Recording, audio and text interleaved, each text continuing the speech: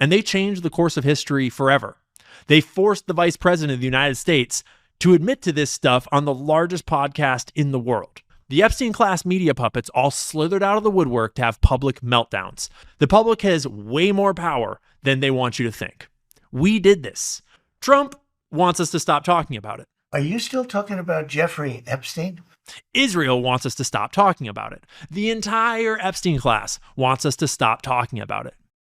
Despite Trump and the entire Epstein's class desire for the public not to talk about Epstein, somehow you had the vice president of the United States admitting at least part of the truth pertaining to Epstein and his connections to Israel on the largest podcast in the world. Well, how did this happen?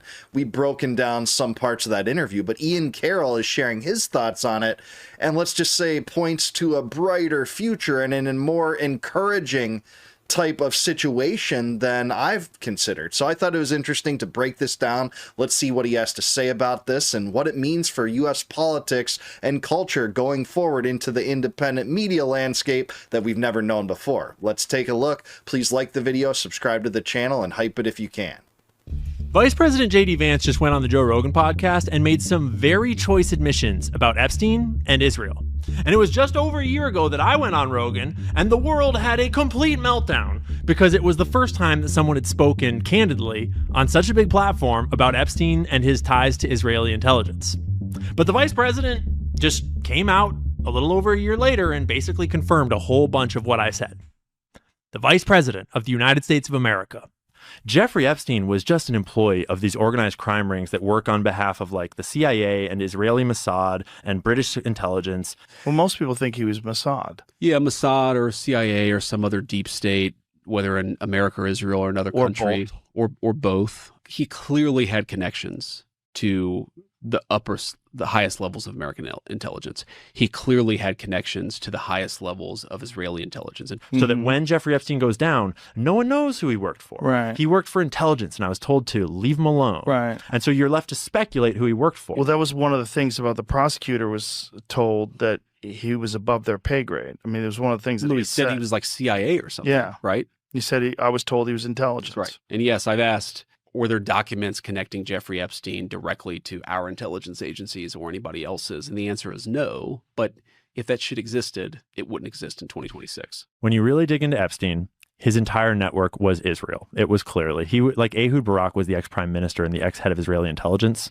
Leslie Wexner was one of the most powerful pro-Israeli philanthropists. The whole organization was Israel. So and I'm not saying it was all of Israel. It was all an intelligence gathering and it was targeting Americans. It was targeting American officials and the American president.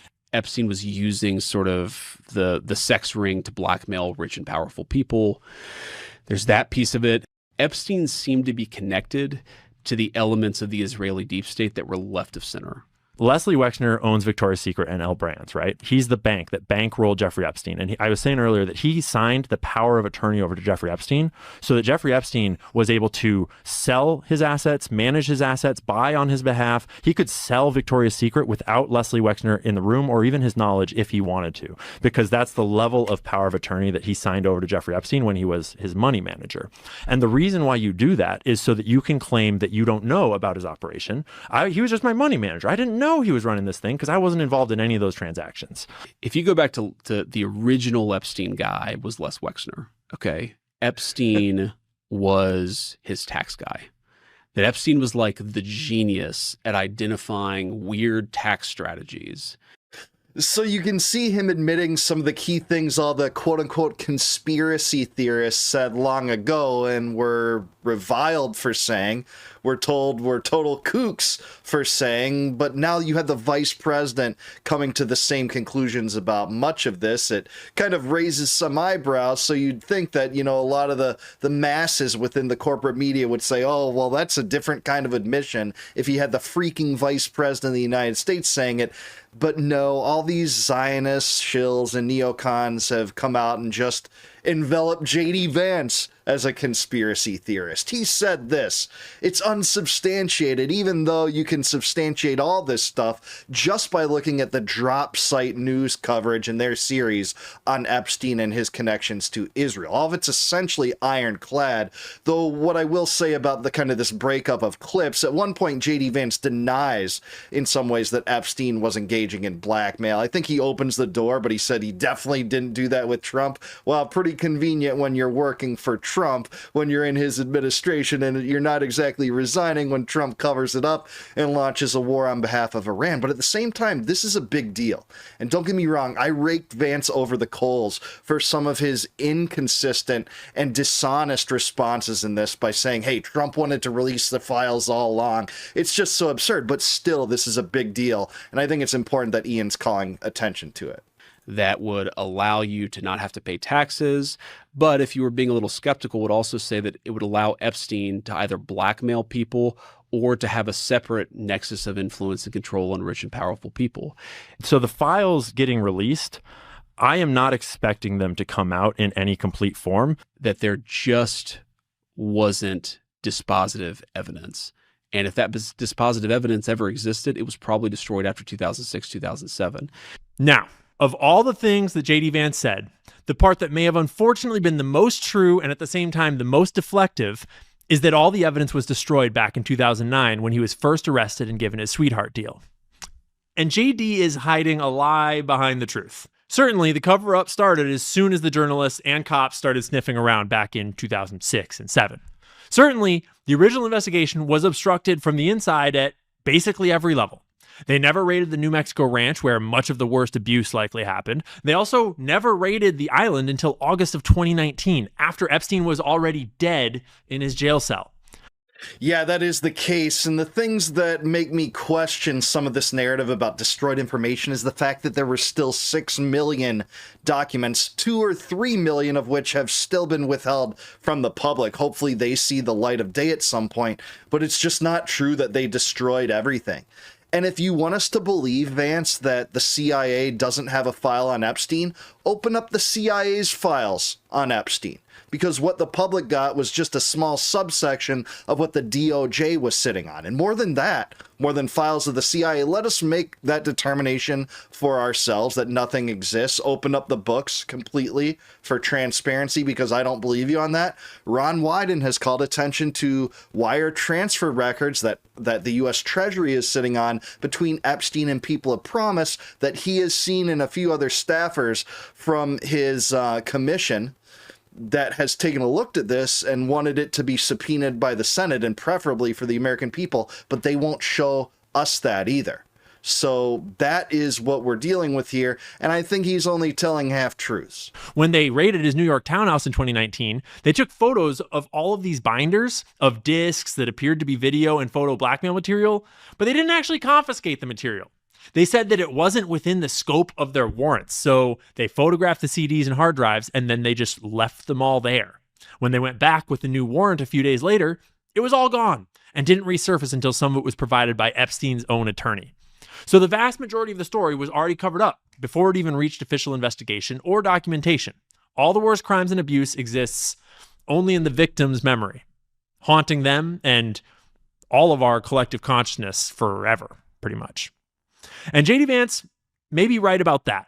But like a good politician, he is artfully avoiding the point. Because the point is that there is more than enough in those files, the files that we all have, to open many investigations today. There's copious evidence to hold dozens and dozens of perpetrators accountable.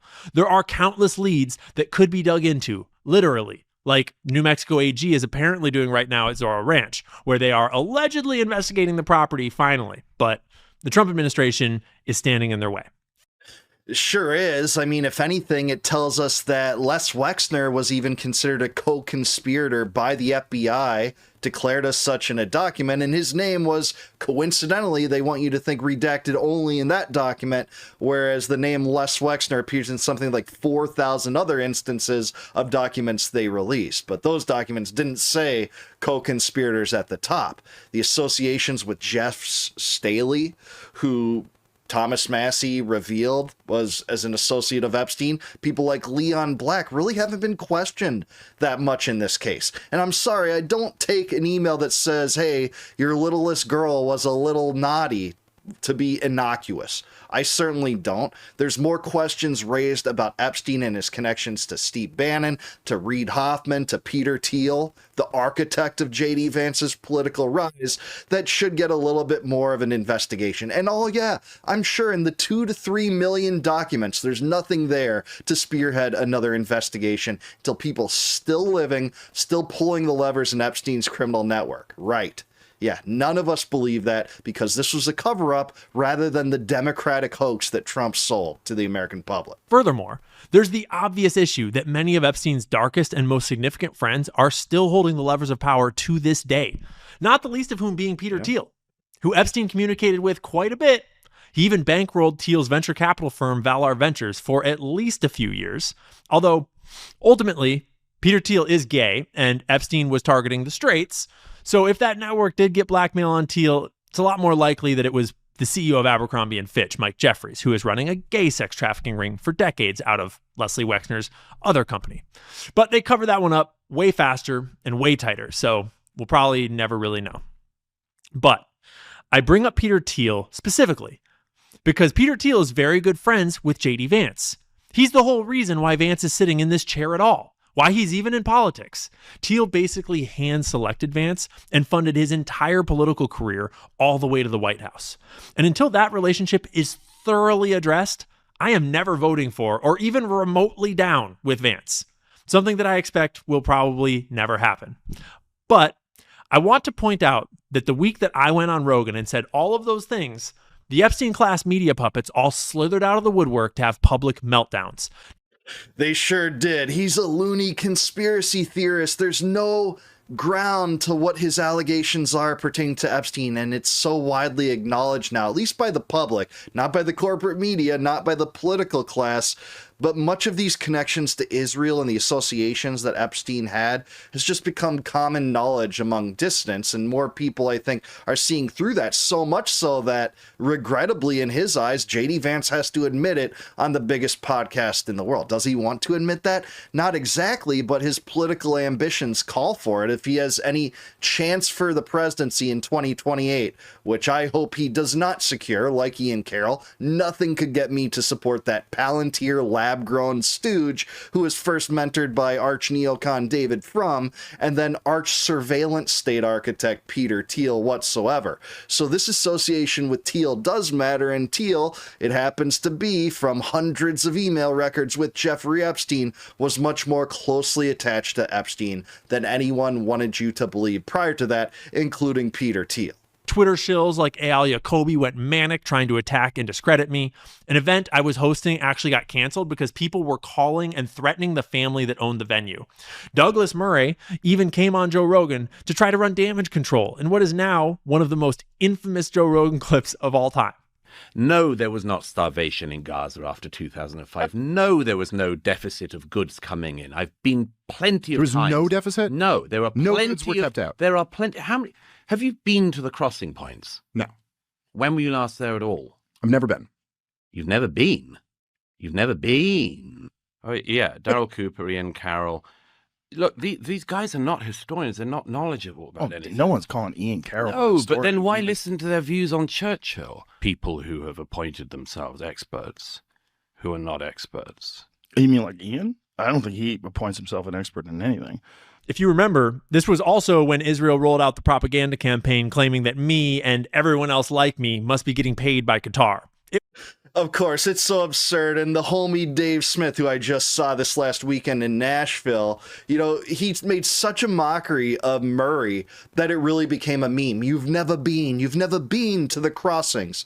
An appeal to proximity, as we're going to call it, a new logical fallacy of sorts, supported by a guy that's saying there's no starvation in Gaza, despite the fact that the United States acknowledged that there was starvation in Gaza and a desire to put goods in. And even though the United States was bankrolling the genocide in Gaza, even the United States government acknowledged that. It's just so absurd. It deserves a Daniel Day-Lewis style Academy Award for that acting job for Murray to know better and say there was no starvation in Gaza. Well, I'm sorry. Turns out that Ian and Candace Owens and Tucker and the Drop Site News guys and the Gray Zone were all right about Epstein's connections to Israel. So is Whitney Webb, so is Ryan Dawson, not the stooges in control of the corporate media that said, oh no, he was clearly a Russian asset instead. Please. It was a whole party on X. And it's worth pointing out that response to me saying Epstein worked for Israeli intelligence was the exact same artificial propaganda campaign that currently is protecting the Charlie Kirk magic bullet narrative, a narrative clearly designed to protect an Israeli assassination of an American citizen on U.S. soil. And they're failing. All around the world, people are looking at that story and thinking for themselves, doing their own research, listening to the conversation, and realizing that it just smells. This feels like a familiar playbook. Don't ask questions. What do you just hate Jews? You must be getting paid by Qatar. But this shows you where we are. The public has way more power than they want you to think. We did this. The journalists like Whitney Webb and Vicky Ward and many others did this. The good cops that pursued this case early on, like Joseph Carey and Michael Ryder, they did this. The victims that spoke out and are paying the price for it right now did this. Virginia Giuffre, who paid the ultimate price, maybe more than anyone else, did this. Those people are heroes, and they changed the course of history forever. They forced the Vice President of the United States to admit to this stuff on the largest podcast in the world. Well, maybe the second largest podcast, Yeah, I don't want to take anything from this. That is a big deal that you have the vice president admitting what many dissidents have said about Epstein and his connections to Israel for a long time. It is a big deal. And again, I just completely blasted JD Vance for the half-truths that he gave in that interview, both walking a tightrope in some ways on Epstein and Iran and Israel's influence in the United States. On the latter question, he said, yeah, there's Israeli influence in the United States, but a lot of other countries try to influence the United States too. And I'm like, well, which ones have been proven to be successful, that have their genocides and never-ending wars bankrolled by the United States? It's not Madagascar and Nepal, it's Ukraine and Israel, Vance. But anyways, I'm less sure about the Israeli connection to the assassination of Charlie Kirk. I'm open to the idea. I haven't closed my mind to that. But what I will agree with Ian on is that case stinks. The, bullet that doesn't have an exit wound through the back of his throat, 30-06 not having an exit wound. The guy that, jumped up and said, hey, I'm the one who shot him, and then later said, well, no, I was just trying to help the real killer escape. That just gets memory hold. There's nothing to see here. Guy was released and then given a child pornography charge instead. The fact that they repaved the crime scene within like 5 days of that happening, there are too many open questions to really shut our minds off of other possibilities. I just haven't seen concrete connections with Israel. Not saying that they can't exist, not saying that they don't exist, but there clearly is an attempt to shut down question asking in that case. That's for sure. I've always thought that, so I'm with them on that part. No shade, Joe. But we're not done. Congressman Thomas Massie and Ro Khanna, they did this by writing and pushing and passing the Epstein Files Transparency Act a year ago, just last week. And because of that, Miriam Adelson spent $30 million to take Massie's job. But they're not done. We are not done. Massie and Khanna just introduced a second Epstein Files Transparency Act that will push the needle a little further and force more disclosure, and most importantly, open the way to actual investigation and prosecution at the state and federal levels. Trump wants us to stop talking about it. Are you still talking about Jeffrey Epstein? Israel wants us to stop talking about it. The entire Epstein class wants us to stop talking about it. But this story is far from finished. We are never going back to the world that we used to live in. Because remember, it used to be the most absurd conspiracy theory that pedophiles ran world governments and secretly controlled the levers of power. That was just completely nutty back in the early 2000s. But it turns out that it was all true. Truer than we even know to this day. We have barely scratched the surface of this case, and we already know about lords and princes and presidents and prime ministers and bankers and billionaires all implicated in this pedophile network. Just imagine what's on the hard drives that they wiped. Imagine what's in the files back at Mossad HQ. And all of that's not to mention Pizzagate. All of that's not to mention Diddy and Mike Jeffries. All of this is just from one small crack in the walls of the blackmail that surrounds this Truman Show that they tell you about on TV. You live in a compromised world. And if you're not a conspiracy theorist in 2026, you're falling way behind. Now is time for everybody to wake up. Now is time for the left and the right to realize that red versus blue is a lie. Yeah, hey, I'm with them on that part, and that line just, sticks in my soul, right? If you're not a conspiracy theorist in 2026, you're falling way behind. Something that's absolutely true. Of course, they'll call anyone a conspiracy theorist whose views stray from what my friend Tom Woods calls the 3x5 index card of allowable opinion. If you thought that there was a starvation campaign and genocide, conspiracy theory. If you thought there was a genocide, a starvation campaign, if you thought that the vaccines weren't exactly as safe and effective as they tried to sell you, you're a conspiracy theorist. If you think that the Israel lobby has disproportionate influence in U.S. politics, especially pertaining to foreign policy, you're a conspiracy theorist. Epstein was working with a criminal network and intelligence service, conspiracy theorists. So yeah, if you're not a conspiracy theorist in 2026, I'm with Ian, you're falling way behind. And when it comes to Epstein, when the second arrest happened in 2019, just before he died in August of 2019, I didn't really take notice of this story very quickly until it turned out that, well, hey, so many people of authority in the business and political world seem to have been wrapped up with this guy, and there seems to be a concerted effort to cover this up. And now they're telling you he killed himself. And what's that? We don't have the camera footage to substantiate that? All of this stunk to high heaven from the moments after that. And a lot of journalists cover this before that. People like Ryan Dawson and Nick Bryan and others that Ian named in this video deserve a lot of credit for bringing this to the masses' attention. And there's no bigger story that I think will envelop our generation in terms of its lingering mysteries than the Epstein story. It will be our generation's JFK. And hey, this generation doesn't even have all the answers in the JFK assassination. They're still withholding documents for nebulous national security reasons, just as they are with Epstein. So I have hope that in the years to come, I don't think it's going to be now. I don't even necessarily think it's going to be within 10 years. Some DOJ official might become a heroic whistleblower and leak some of the information they're withholding from the public pertaining to Epstein. There's 2 to 3 million documents in that cache that the public hasn't seen.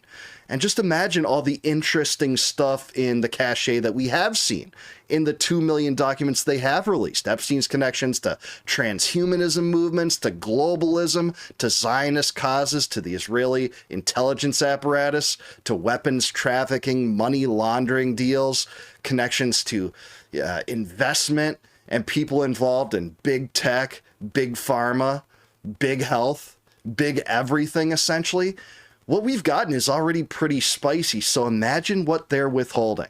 If it's for national security reasons, you can pretty much take it to the bank that he had an ironclad connection not only to our intelligence services, but other countries' intelligence services that would be embarrassing to bring to the public attention if proven true, like Israel. It's undeniable at this point. The greatest conspiracy loons were the only ones that believed this up until just last week on Joe Rogan, as it turned out. Of course, the Zionists will just say anyone that tells the truth on this is a conspiracy theorist, and that's why Ian's right. If you're not a conspiracy theorist in 2026, you seem to be falling way, way behind. So this is a big deal. This kind of is standing in juxtaposition for all the negativity that I had about the JD Vance interview, because I did. I think that his answers on that program will in some ways neither satisfy me or Ben Shapiro, and that's hard to do. If your answers enrage both Ben Shapiro and me, that is a pretty telling thing about how persuasive this might pull someone that may entertain supporting Vance or want to support Vance in 2028, where he's going to say, hey, there's Israel lobby has influence here, but lots of other countries do that. Israel isn't a special case. And yeah, I would have waged this war in the same way. And I'm not there to question the president. I'm just there to do his bidding. Well, I'm sorry, the moment calls for people of principle like Joe Kent to point out the truth and resign if necessary. If Vance did that, I think that would propel his popularity to heights unheard of. It would cause a lot of people that are skeptical of Vance to get behind him. Of course, some people would never get behind him, including me, because I know about his connections to Palantir and the neocon establishment under David Frum, who he used to write exclusively for on his blog. But you do yourself a service with the masses, because it seems like Joe Kent's political star is on the rise, whereas the political star of Trump, Rubio, and Vance is on the decline. And that's what I think. So it is a big deal that Vance admitted some of these things that were called preposterous conspiracy theories by the corporate media. They're still doing that, but at the same time, he doesn't satisfy people in other parts of that interview where he said, well, hey, no, Trump always wanted to release the documents. He should get credit for releasing the documents. It's like, dude, he called it a Democratic hoax. He said it's boring. There's nothing to see here, that there isn't the files you're talking about, that, oh, this red herring will go get the grand jury testimony. After 10 months of bleeding out political capital, it took Massey and Boebert and MTG and Ro Khanna and Nancy Mace to get this done, to make it a political liability if you didn't support this as a Republican. They had veto-proof majorities. Of course, Trump didn't want to release this at all. He even took the free fall of his approval rating such that he didn't have to release it. But ultimately, it blew up in his face, egg all over his face, and we saw some of them, but not all of them. Why didn't we see all of them? I think deep down inside, some of us always know. As Candace Owens says, we don't know, but we know, right? So that's what I think. Great video by Ian. I think this breakdown was really good, really summarized some of the really important things about this. But what do you guys think? Do you think Ian's right about this? How big of a deal is it that you have the vice president acknowledging what many of us have known for so long on such a big stage on Joe Rogan's show, the biggest podcast in the world? Let me know what you think down below. Like the video, subscribe to the channel, subscribe to Ian Carroll too. Really like his work. Don't always agree with Ian, but I think he puts this together perfectly and has some really good insights. It's wise to ask questions, especially when they tell you don't ask questions. And I think Ian knows that more than just about anyone else. So I respect that. And if you like this video, please consider joining as a YouTube member. You can do that by clicking the join button down below. That gets you immediate access to all of my videos before they go live to the general public on YouTube. And there's always several for you to watch in that way. As a member, you get them before anyone else. And I appreciate your membership. And also, if you want a free copy of my first book, Compact of the Republic, click down below in the description. That sends you off to a website. Click on that box at that website, plug in your email, and I'll send you a full free copy of that book. Tongue twister. Say that 5 times fast. Full free copy of that book. No obligations whatsoever. And look, I have a few demands for this sinister Epstein-class, corrupt, vile regime, and I won't apologize for them. No more war, no more debt, no more inflation, and no more empire. Peace out, guys. Catch you in the next one.